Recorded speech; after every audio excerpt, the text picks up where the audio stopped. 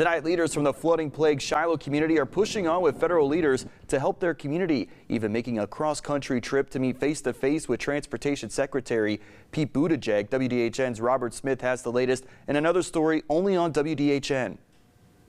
After returning home Tuesday from a weekend trip in Cleveland, Ohio, bringing awareness to the 6-year flooding crisis in the Shiloh community, residents returned home to a familiar sight. When I pulled up, I was able to get the bulk of some of the water that was draining off in our yard, and that's been forced over onto the to the properties over here. And so I was able to get some pictures of that, but they say it was worse. Shiloh residents and the Bullard Center went up to Cleveland, Ohio after recently being denied a visit in D.C. with Secretary Pete Buttigieg. He was in Ohio speaking at a city club event about infrastructure accomplishments. Although the Shiloh community wanted to address what they say is a partial voluntary resolution agreement that was reached between AlDOT and the USDOT in October, as well as inquire about how and when he will fulfill his promises to alleviate flooding and make the community whole in Shiloh. We put in 3 questions, but none of the 3 questions were answered.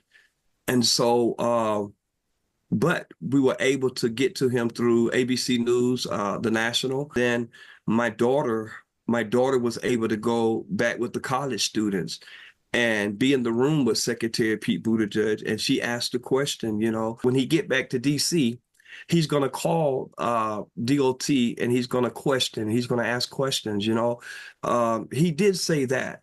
But then he kept referring back to the VRA.